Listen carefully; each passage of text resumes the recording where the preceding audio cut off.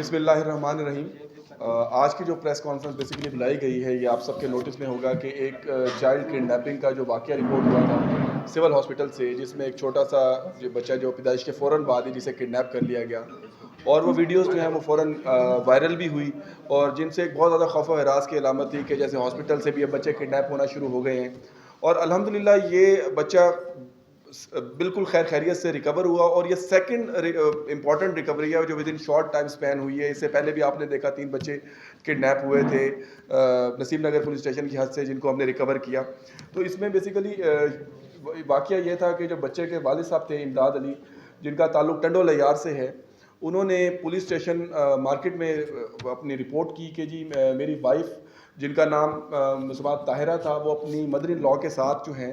Civil hospital میں آئی تھی، جن کی جب بچے کی ڈلیوری ہوئی جو کہ سنجر چانگ ہاسپٹل ٹنڈو لیار میں ہوا، تو وہاں پر ڈاکٹروں نے ان کو تجویز دی کہ ان کو سول ہاسپٹل ریفر کیا جائے۔ جب وہ سول ہاسپٹل میں آئے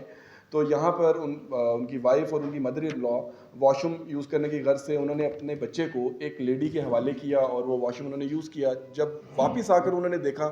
تو وہ عورت وہاں پر جو نامعلوم عورت تھی وہ وہاں موجود نہیں تھی، جس پر فوراً ان کے ہسبینڈ نے اور انہوں نے پولیس اسٹیشن میں رپورٹ کی، اور ہم نے فوراً سائنٹیفک لائنز پہ CCTV کلیکٹ کی، ایریا کی جیو فینسنگ کی، اور ڈاٹ آفٹر ڈاٹ کنیکٹ کیا، اور ہمیں اس میں پھر ایک رکشہ نظر آیا جس میں وہ لیڈی جو ہے رکشے میں لے کر جا رہی ہیں۔ پھر ہم نے اس کو فالو کیا، تو وہ یہ تھا کہ رستے میں رکشے بھی چینج کر رہی تھی، اپنی پلیسز بھی چینج کر رہی تھی، تاکہ میکسیمم جو ہیں وہ پولیس کو جو ہے دھوکہ دے کر جو ہے وہ بھاگنے میں کامیاب ہو جائیں۔ تو الحمدللہ سائنٹیفک لائنز پر جب ورکنگ کی گئی تو اس بچے کو کوٹری جامشورو کی حد سے جو ہے خیر خیریت سے ریکور کیا گیا۔ بچہ آپ کے سامنے موجود ہے۔ صاحب نے جو ٹیم تشکیل دی تھی، جس میں DSP مارکیٹ محمد رحیم چانڈیو صاحب موجود ہیں، SHO مارکیٹ انسپیکٹر محمد ہاشم بروہی صاحب موجود ہیں، SHO ٹنڈو یوسف فراد احمد میمن صاحب ہیں۔ تو ایک یہ مشترکہ ٹیم نے جو ہے خاص طور پہ ڈیلیور کیا ہے اس بچے کی ریکوری کو، اور الحمدللہ ایک بڑی ایک سکسیس اسٹوری ہے۔ اچھا کویسچن ہے، اس میں دیکھیں جو لیڈی کڈنیپر تھی نا، اس میں وہ یہ بچہ پرائم ٹارگٹ ان کا نہیں تھا۔ اس سے پہلے جو گائنی وارڈ میں ایک اور لیڈی جن کے بچے کی ڈلیوری ہوئی تھی، وہ اس سے پہلے ہی گپ شپ میں مشغول تھی، اور ان کا یہ تھا کہ اس کو اپنی باتوں میں لا کر جب اس کے بچے کی ڈلیوری ہوگی تو اس بچے کو وہ کڈنیپ کریں گی۔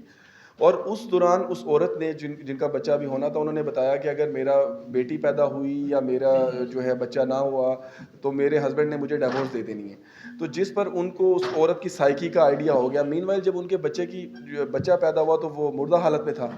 تو انہوں نے اس عورت کو کہا کہ میرے بھی بچہ پیدا ہوا ہے، تو آپ اگر مجھے 1,00,000 روپے دیں تو میں اپنا بچہ آپ کو جو ہے وہ دے دیتی ہوں۔ تو انہوں نے اس عورت کو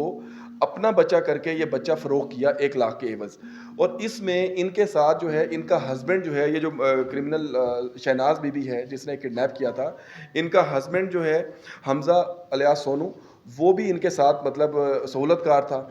تو پھر ہم نے جب ان کو ابھی حمزہ جو ہے اس کو ہم نے اریسٹ کیا ہے، اور شہناز بی بی کے لیے جو اریسٹ کے لیے جو ہے ہم مزید جو ہے چھاپے مارے۔ جی میں آپ کو بتاتا چلوں کہ وہ عورت جو ہے وہ تو خود ڈسٹریس تھی۔ یہ ایک آپ دیکھیں ایک ویمن رائٹس کے حوالے سے کہ اب ان کو ایک ہسبینڈ نے وہ اگر کہ بچہ نہ ہوا، لڑکا نہ ہوا تو طلاق دے دیں گے، تو وہ ان کو تو نہیں پتا تھا نا کہ یہ کڈنیپ شدہ بچہ ہے۔ ان کو تو یہ کہا کہ میرا بچہ ہے، میں آپ کو وہ دے رہی ہوں۔ انہوں نے تو اس چیز میں کہ